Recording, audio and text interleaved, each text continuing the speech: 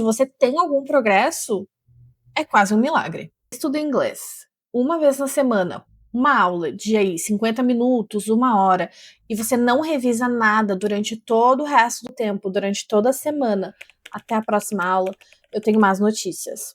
Não é que você está progredindo pouco, é que você quase não está progredindo. Na verdade, você tem algum progresso, é quase um milagre. Eu vou te explicar por que a frequência importa mais do que a intensidade nesse caso. O que isso muda na prática de uma pessoa que tem a rotina cheia, como eu tenho certeza que é o seu caso. O cérebro não fixa um idioma novo por uma só exposição, por mais intensa que ela seja. Se fosse assim, bastaria você ir uma vez para outro país, passar um dia inteiro lá falando inglês, voltar para casa fluente.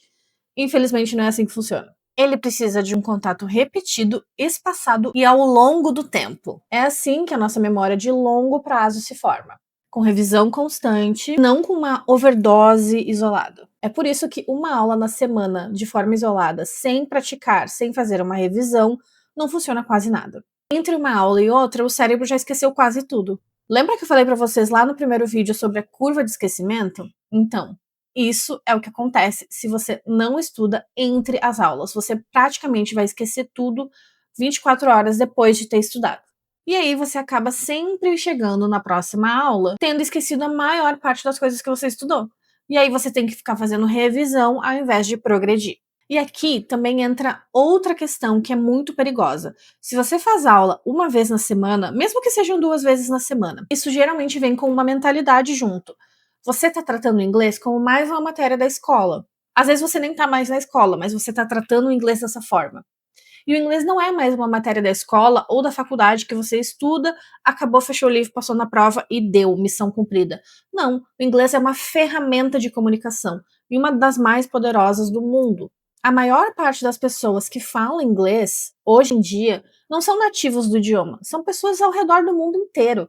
Então, na maior parte das vezes, quando você for falar inglês com alguém, você não vai estar falando com um americano ou com um britânico.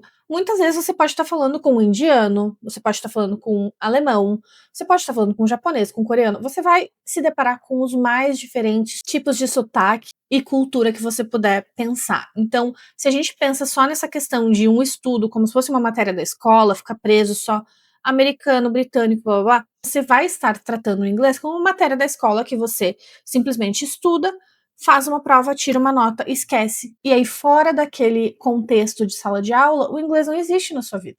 Só que idioma não é um conteúdo para você decorar, é uma ferramenta de comunicação. A ferramenta só funciona se você usa. Quando o inglês aparece só na hora da aula, ele nunca sai do lugar de matéria. Fica sempre estranho, artificial e superficial também. Por isso que você não consegue incorporar o inglês na sua rotina.